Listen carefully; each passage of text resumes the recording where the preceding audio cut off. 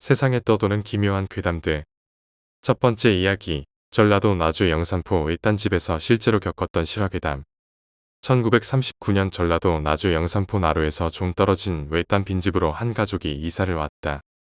당시 번창하던 영산포에서 품을 팔아먹고 살기 위해 충북에서 여기까지 내려왔다. 곡창일과 하역하는 일을 맡아 정착하게 되었다. 평야에서 나오는 쌀과 올라오는 해산물, 야산에서 나오는 산나물 등 풍족한 여건에 만족하며 닭도 키우고 돼지도 치면서 생활을 일궈갔다. 하지만 이상하게도 닭과 돼지들이 살기나 족제비 같은 들짐승에게 해코지를 당하거나 원인 모르게 시름시름 앓다 죽었다. 개를 한 마리 사와 메어 놓고 키웠다. 게다가 일본인 사냥꾼들이 야산을 총으로 훑고 간 덕분인지 살근 나타나지 않았고 족제비는 개 때문에 모습을 감추었다. 이번엔 개가 이유 없이 우물을 향해 짖더니 죽었다. 다시 튼튼하고 큰 개를 계속 사다 길렀는데 눈에 불을 켜고는 우물을 보고 짖다가 죽어나갔다. 다시 생각해보니 바람도 불지 않는데 문이 삐걱 열리는 소리라든지 마당을 가로지르는 발자국 소리도 나고 우물에서 물 깃는 소리를 들은 것들이 떠올라 심란해졌다. 개들이 우물 쪽을 향해 짖다가 죽었다는 생각에 그동안 귀신이 사는 우물물을 마시고 산 것은 아닌가 하고 더욱 무서워졌다. 며칠 동안 사람들을 구해 우물을 모두 퍼내고 내려가 바닥을 파헤쳤다.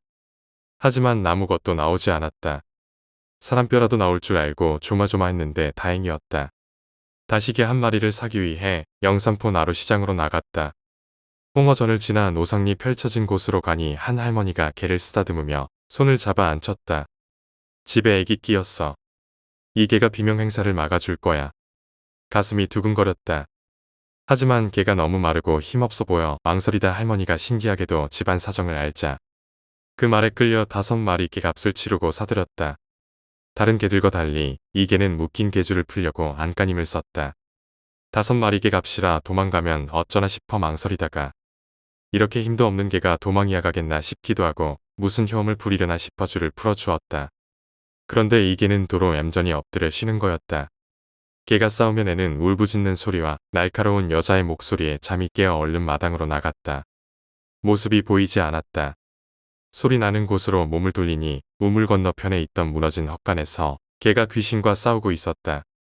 귀신은 울긋불긋한 무당옷처럼 색상이 있는 옷을 휘날리며 머리를 풀어헤친 채로 개의 몸뚱이를 손톱으로 긁어 피를 내고 개는 이리저리 피하며 이빨로 귀신의 목을 노려며 팔목을 물기도 하고 날아오르는 귀신의 옷자락을 물어 뜯기도 했다. 죽을 때 피를 흘려서인지 여기저기 핏자국이 선명한 귀신은 시뻘겋게 뜬 눈으로 쏘아보면서 말을 던졌다. 분하다. 오늘 밤 너희 가족을 다 죽일 수 있었는데 유망한 삼신할미가 내 처 뱃속에 든 씨를 살리려고 방해했구나. 이 개만 죽이면 너희도 죽는다. 오금이 저려왔다. 귀신의 눈빛이 너무 무서웠고 피 흘리며 헐떡이는 개가 죽으면 어쩌나 하고 두려웠다. 개의 눈은 하얗게 뒤집어질 정도로 힘들어했지만 끝내 귀신의 목덜미를 물고 흔들자 귀신은 흔적 없이 사라졌다. 다음 날 무너진 헛간을 파헤치자 한 구의 무당 시체가 나왔는데 오래전에 객지 사람에게 죽임을 당하고 묻혀진 것이다. 그 객지 사람도 비명 행사하고 그 뒤로도 그 집에 사는 사람들은 다 죽어 폐가로 남아 있었다. 무당은 집에 대한 애착이 강해 자기 집에 살면 누구라도 죽이려고 했던 것이었다. 두 번째 이야기, 사후세계의 연구. 타나토노트는 소설입니다. 사후세계에 대해 직접 죽었다가 살아나면서 연구하는 거예요. 이 이야기를 하는 이유가 뭔지 궁금하죠? 겪어봤기 때문이에요. 죽었다가 살아났다는 걸요. 그리고 사후세계를 잠시만이지만 경험했다는 거죠. 언제인지 정확한 연도는 기억나지 않지만 중학생 때였어요. 자전거를 타고 학원에 가던 길이었습니다. 맞가을로 바뀌던 시기라 날씨도 선선했죠. 학원 가는 길에 잠깐 책방에 들러 비디오를 반납하고 나와서 자전거에 올라탔어요. 그런데 갑자기 주변이 뿌옇게 변하더니 세상이 온통 하얀색으로 바뀌었어요. 그리곤 정신을 잃었죠. 깨어나 보니 이상한 곳이었습니다. 바닥은 새하얗고 주위엔 새카만 벽들이 둘러싸고 있는 직사각형의 네모난 곳이었습니다. 대략 운동장 넓이 정도였어요. 그런데 엄청나게 많은 사람들이 있었어요. 거의 수천 명은 되었던 것 같아요. 난 이상하기도 하고 여기가 어딘지 궁금해서 사람들을 잡고 물어봤어요. 여기가 어디냐고. 근데 그 사람이 나를 이상한 눈으로 쳐다보더니 깜짝 놀라는 거예요. 네가 왜 여기에 있냐고 하면서 엄청나게 소리를 지르면서 당장 따라오라면서 내 손목을 막 잡고 끌고 가는 거예요. 난 얼떨결에 따라갔습니다. 결국엔 벽 앞까지 날 끌고 가더니 갑자기 날 번쩍 들었습니다. 그리고선 날 그 벽으로 집어던지려고 하는 거예요. 미처 말할 새도 없이 난 벽으로 내팽겨 쳐졌어요. 그런데 눈을 꾹 감고 아무리 기다려도 뭔가 부딪히는 느낌이 들지 않았어요. 그래서 눈을 떠보니 엄청나게 많은 별들이 반짝이는 우주였어요. 난 이게 꿈인가 싶었습니다. 하지만 너무너무 생생했어요. 벙친 상태로 주변을 두리번거리고 있는데 갑자기 배 쪽이 앞으로 쏠리는 듯한 느낌이 들더니 주변의 경관들이 휙휙 지나가더니 갑자기 앞에 지구가 보이더라고요. 점점 난 지구 쪽으로 다가가서 대기권을 지나 우리나라 하늘 위까지 오더니 우리 동네 어떤 하얀 건물로 들어가 버리고선 다시 정신을 잃었습니다. 깨어나 보니 병원이었습니다. 머리에 붕대를 메고 있었고 머리가 너무 아팠어요. 옆에서 엄마가 울고 계시고 형은 걱정스러운 표정으로 날 쳐다보고 있었습니다. 내가 눈을 뜨는 걸 보고 엄마는 막 우셨어요. 형도 날 보며 괜찮냐고 물어보는 거예요. 그래서 내가 왜 병원에 있냐고 머리에 이 붕대는 뭐냐고 물어봤어요. 그랬더니 하는 말이 내가 자전거를 딱 탔을 때 비디오 가게 건물 3층 높이에 있던 간판이 떨어졌다는 거예요. 그런데 그게 날 덮쳤다는 거예요. 그리고선 내가 가사 상태로 이틀간 누워 있었다고 해요. 문득 내가 예전에 봤던 타나토노트란 소설이 떠올랐습니다. 내가 정신을 잃고 겪은 게 그거구나. 사후세계에 내가 갔다 온 거구나. 하지만 아무에게도 말하지 않았어요. 누구도 믿어주지 않을 테니까요. 세 번째 이야기, 귀신을 보는 눈. 내 기억으로는 처음 귀신을 본 것이 7살쯤이었던 것 같다. 부모님 말씀으로는 더 어릴 적. 즉, 내가 기억하지 못하는 4살쯤에도 허공에 대고 말을 한 적이 여러 번 있었다고 한다. 처음에는 부모님도 집안일을 아무것도 모르는 내가 하나씩 꺼내 놓을 때마다 소름이 돋곤 했지만 그러다 말겠거니 하고 넘겼다고 한다. 내가 정확히 처음 귀신을 본 것을 인지한 때는 초등학교 3학년쯤이었다. 그 전에도 보긴 했지만 내 스스로 귀신이란 것을 인지하지 못할 때였던 것 같다. 내가 귀신을 본 계기는 다음에 말해주겠다. 내가 귀신을 보게 된 것은 아마 외가 쪽의 기운을 받아서 그렇다는데 우리 엄마의 외할머니 전까지는 대대로 무당을 했었고 우리 엄마의 외할머니는 무당이 될 팔자였지만 신내림을 끝까지 거부하다가 결국 시름시름 앓다가 돌아가셨다고 한다. 그리고 우리 엄마의 엄마, 즉 우리 외할머니에게는 나이 50이 넘어서야 신이 찾아왔는데 신내림을 받기 싫어서 내가 태어나고 2년 후에 절로 들어가셨다고 한다. 그 후로 우리 엄마에게는 특별한 신기가 나타나지 않았으나 나에게 와서 다시 신기가 나타난 것이라고 한다. 아무튼 내가 귀신이란 것을 인지한 초등학교 3학년 때부터는 본격적으로 귀신들이 찾아왔다.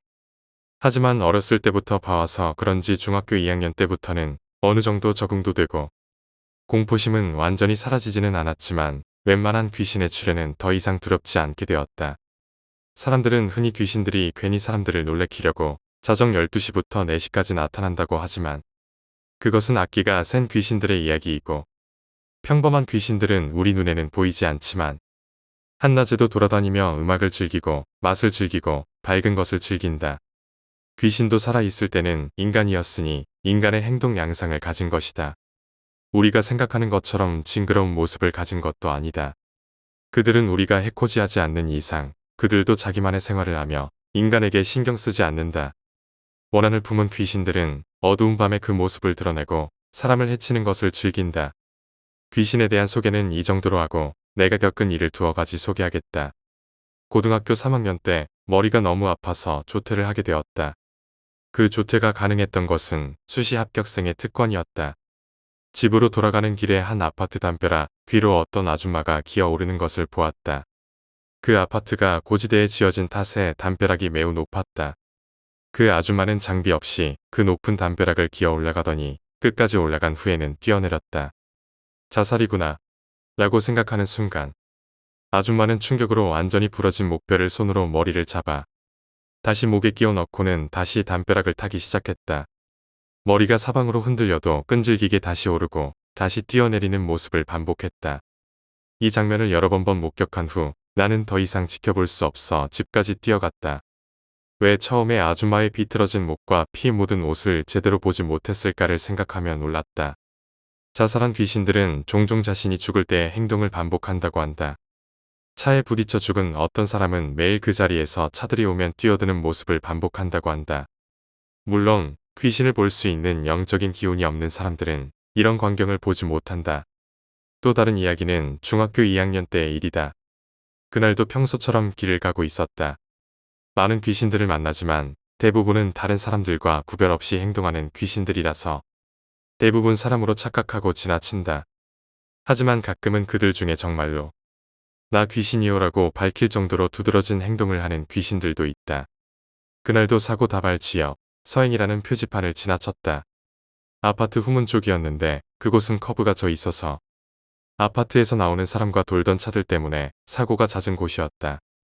후문 앞에는 횡단보도가 없고 10m 떨어진 곳에 횡단보도가 있는데 대부분은 그냥 길을 건넌다. 그날도 나는 주저없이 길을 건넜다. 그리고 후문 위에 있는 아치형 구조물 위에 어떤 여자가 개처럼 엎드려 있는 것을 보았다. 그녀의 입가에는 미소가 떠올라 있었고 중얼거리는 소리가 들렸다. 그 모습이 무척 기묘했다. 못 본 척하고 지나려던 순간 뒤에서 차 사고가 나는 소리인 끼익 하고 났다. 뒤를 돌아보니 차량 사고가 났고 현장은 아수라장이었다. 사고를 당한 사람은 이미 움직이지 못하고 쓰러져 있었다. 그때 그 아치 위에서 개 모양으로 엎드려 있던 여자가 갑자기 뛰어내렸다. 그녀는 사고 현장을 바라보며 손가락질을 하고 낄낄거리며 웃기 시작했다. 그 모습은 마치 사람의 고통을 즐기는 것 같았다. 그 여자가 아마도 사고를 예견하며 죽어라, 죽어라와 같은 말을 중얼거렸을지도 모른다는 생각이 들었다. 그 사고 현장에서 그녀의 행동을 목격한 후 나는 더 이상 그 지역을 지나치지 않기로 결심했다. 이처럼 도시에 사는 귀신들 중 일부는 인간의 삶에 크게 관심이 없지만 그들 중 몇몇은 매우 악랄할 수 있다. 자신들의 죽음과 관련된 곳에서 반복적으로 같은 행동을 하거나 사고나 비극을 즐기는 모습을 보이기도 한다. 귀신이 보이지 않는다고 해서 귀신을 경멸하거나 욕하는 것은 피해야 한다. 귀신이 인간에게 해를 끼칠 수 있는 능력을 가진 경우도 있으니 조심하는 것이 좋다. 나처럼 귀신을 볼 수 있는 사람은 그들이 때로는 평범한 일상 속에서 어떻게 존재하는지 알게 된다. 하지만 그들의 세계는 우리와는 다르고 그들의 의도나 행동을 예측하기 어려운 경우가 많다. 이야기를 하고 있는 이 대낮에도 내 뒤에서 누군가가 지켜보고 있을지 모른다는 사실은 나에게는 이미 익숙한 일이다. 그러나 그 사실이 누군가에게는 두려움의 원인이 될 수도 있으니 귀신과의 만남은 항상 조심스럽게 접근해야 한다. 네 번째 이야기, 낮의 귀신. 낮에 해가 중천에 떠 있을 때 사람들은 물론이고 개, 고양이, 맞박이 등 여러 동물들도 돌아다닙니다. 사람들은 대체로 이런 동물들에게 크게 신경 쓰지 않습니다. 싫어하는 동물이 지나갈 때만 조금 관심을 가질 뿐입니다. 귀신의 경우도 비슷합니다. 낮에 돌아다니기는 하지만 사람들은 귀신을 크게 신경 쓰지 않습니다. 눈에 띈다고 하더라도 그저 조금 이상한 사람 정도로 여겨져 보통 사람들과 함께 지나갑니다. 이러한 이유로 많은 사람들은 낮에는 귀신이 나오지 않는다고 생각할 수 있습니다. 보통 귀신이 나온다고 여겨지는 시간은 야심한 밤이나 으스스하고 오싹한 한기가 느껴지는 시간입니다. 이때 사람의 공포심이 높아지기 때문에 실제로 귀신이 아니라도 두려운 상황이나 물건들을 혼란스럽게 느끼게 되어 귀신을 본 것으로 착각할 수도 있습니다. 사실 귀신은 낮에도 다닙니다. 제가 직접 귀신을 한 번 본 적이 있는데 그 귀신은 몸이 매우 마르고 눈도 퀭하게 보여 절 해칠 힘 같은 것은 없어 보였습니다. 단지 그 귀신의 배가 오르락내리락 하는 것을 보고 나중에 그것이 걸신, 즉 먹지 못해 죽은 귀신이라는 결론을 내렸습니다. 다른 이야기는 접고 낮에 돌아다니실 때 주위를 잘 살펴보시길 바랍니다. 귀신은 형체가 없기 때문에 그림자도 없고 거울이나 반사할 수 있는 곳에서도 눈에 띌 수 있습니다. 하지만 귀신이 이러한 것을 알면서도 낮에 돌아다닐까요? 아닙니다. 귀신들은 자신들에게 환상을 씌워서 그림자를 만들거나 거울에 반사되는 자신의 모습을 거울 속에 넣는 등의 재주를 부립니다. 제 생각이지만 이것이 틀린다고는 할 수 없습니다. 낮에도 귀신이 존재하지만 모습을 감추는 귀신들도 있습니다.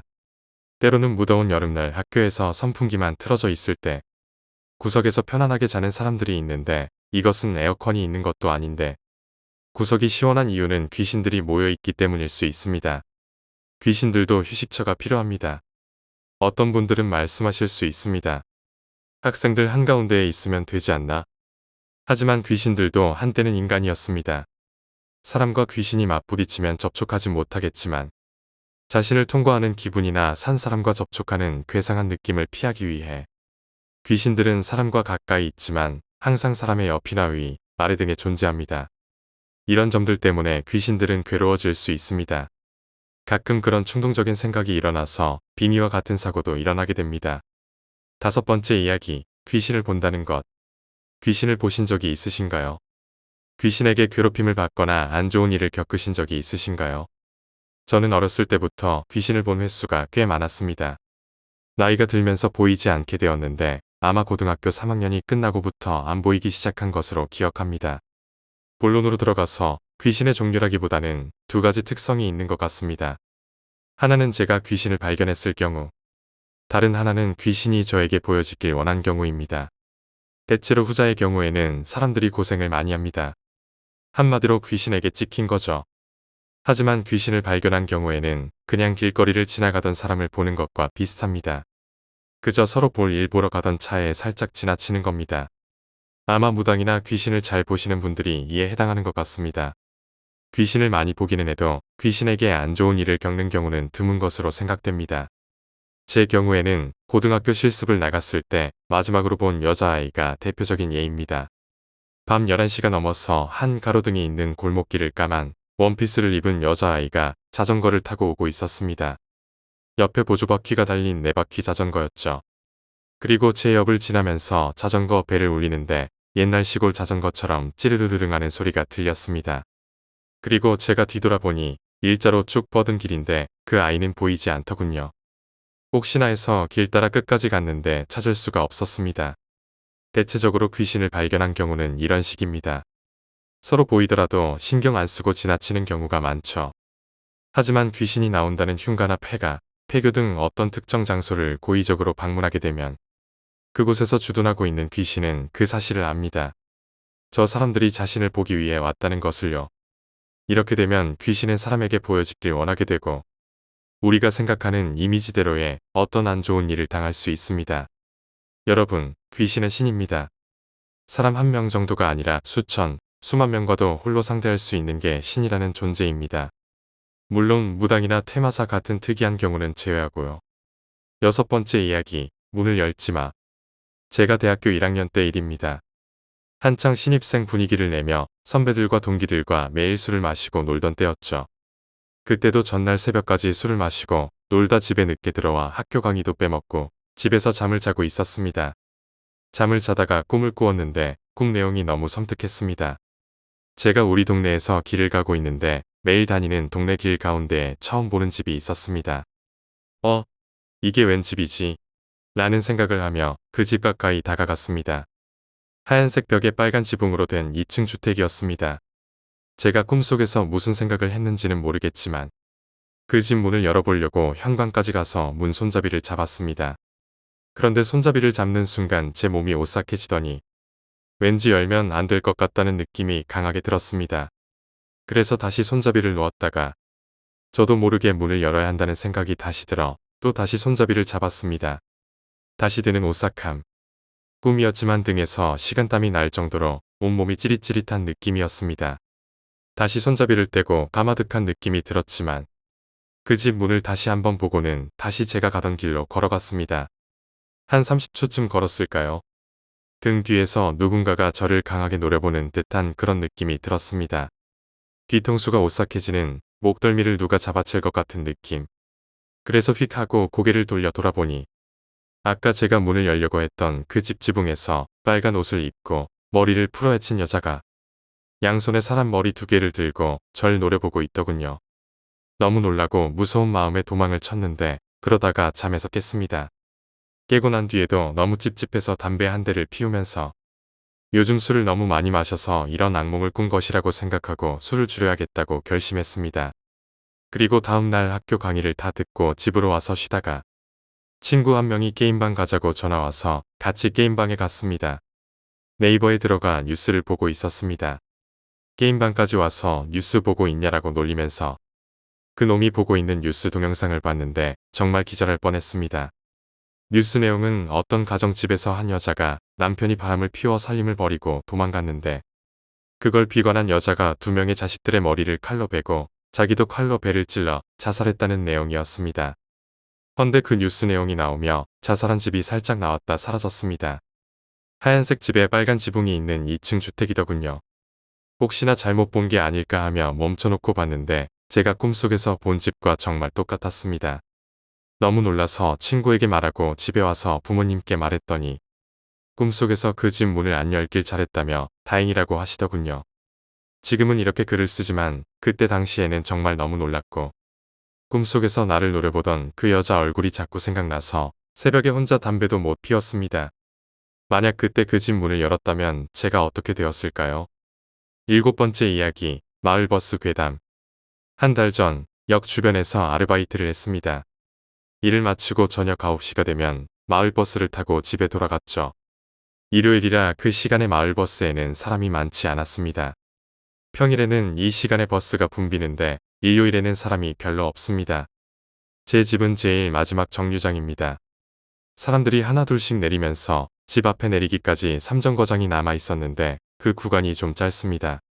그때 버스에는 저를 포함해 아저씨 2명, 아줌마 1명, 할머니 1명만 타고 있었습니다. 저는 뒷문 바로 뒤 자리에 앉아 있었습니다.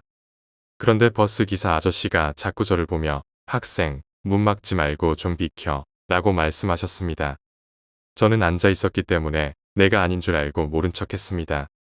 그런데 기사 아저씨가 다시 말씀하시며 학생 좀 비키라니까 하셨습니다. 저는 또 모른 척하고 있었습니다. 그러자 기사 아저씨가 신경질을 내며 진짜 말 되게 안 듣네. 내 말 안 들려? 좀 비키라니까 하고 소리치셨습니다. 순식간에 사람들의 시선이 저에게 집중되었고 저는 매우 창피했습니다. 아저씨, 저요? 라고 물었더니 기사 아저씨가 아니, 아가씨 말고 문 앞에 교복 입은 남학생 말이야. 라고 화를 내셨습니다. 순식간에 사람들의 표정은 굳었고 분위기는 싸늘해졌습니다. 차에 탄 사람 중 교복을 입은 학생은 없었기 때문입니다. 기사 아저씨 바로 뒷자리에 앉은 아줌마가 교복 입은 애는 없는데 라고 말씀하셨습니다. 기사 아저씨의 당황한 표정이 거울을 통해 뚜렷하게 보였습니다. 저는 너무 무서워서 우리 집 전 정거장에서 내렸습니다. 지금도 마을버스를 타고 다니지만 그때 그 기사 아저씨는 그만두셨는지 보이지 않습니다. 8번째 이야기, 사람이 더 무서워. 중학교 3학년 여름방학이 시작된 지 얼마 되지 않았을 때였습니다. 정확한 시기는 기억나지 않지만 대략 7월이나 8월쯤이었습니다. 지금은 17살, 고등학교 1학년이 되었습니다. 여름방학을 앞둔 몇 일 전 학교를 마치고 집에 와서 옷을 갈아입고 농협에 무통장 입금을 하러 갔습니다. 돌아오는 길에 초등학교 동창 남자아이가 저를 보고는 오하며 반응하더군요. 그 순간 웃음이 나왔고 기분이 좋았습니다. 며칠 후 여름방학이 시작되고 집에서 놀고 있었습니다. 친구가 심심하다며 집에 놀러 오겠다고 했습니다. 친구가 오더니 며칠 전 만났던 초등학교 동창 박민수가 친구에게 문자를 보낸 것을 보여주었습니다. 그는 제게 관심이 많은 것 같았습니다. 친구는 박민수에게 제 집 위치를 알려줬다며 곧 그가 올 것이라고 했습니다. 그래서 저는 놀라서 옷을 갈아입고 친구와 놀고 있었습니다. 그러다 제 방 창문 밖에서 박민수가 제 이름을 부르며 나오라고 했습니다. 친구와 함께 창문을 열어보니 비 오는 날임에도 불구하고 그는 우산을 쓰고 와서 저를 부르더군요. 그는 저를 보고 왜 이렇게 늦게 나왔어? 내가 얼마나 기다렸는데. 나 다 젖었잖아 라고 말하며 저에게 사귀자고 했습니다. 저는 대답을 하지 않고 있었는데 그는 버디 아이디를 알려주며 버디에서 이야기하자고 하고 갔습니다. 그래서 집에 들어와 버디에 접속하니 그가 들어와서 다시 사귀자고 했습니다. 저는 며칠을 그렇게 지내며 생각해 보았습니다. 그러다가 그가 버디에서 대화를 걸어왔고 분위기가 뻘쭘해지자 제가 친구와 아는 오빠를 초대했습니다. 박민수는 저에게 정지은, 저 새끼는 누구냐? 라고 물으며 화를 내었습니다. 그 오빠가 꼽냐? 라고 하자 박민수가 그래 꼽다, 이 새끼야 라고 욕하며 싸움이 시작되었습니다. 두 사람은 2시간 동안 심한 말싸움을 하고 저와 친구는 중재를 시도했지만 실패했습니다. 다음 날 잠에서 깨어 컴퓨터를 켜고 버디에 접속하니 그가 다시 저에게 욕하며 죽이겠다고 위협했습니다. 저는 처음에는 그의 말을 무시했지만 그가 실제로 제 집 초인종을 누르며 위협을 계속하자 두려움을 느꼈습니다. 저는 방문을 잠그고 가족에게 상황을 설명했습니다. 그는 밖에서 문을 걷어차며 소란을 피웠고 할아버지가 나와 그를 내쫓으려 했지만 그는 끝까지 버티며 욕설을 퍼부었습니다. 결국 그는 새벽에 가버렸고 저는 두려움에 떨며 밤을 보냈습니다. 나중에 경찰 조사를 받았고 가족의 만류로 그를 소년원에 보내지는 않았습니다. 그 일 이후 저는 인터넷 사용을 매우 조심하게 되었고 그와는 더 이상 연락하지 않고 있습니다.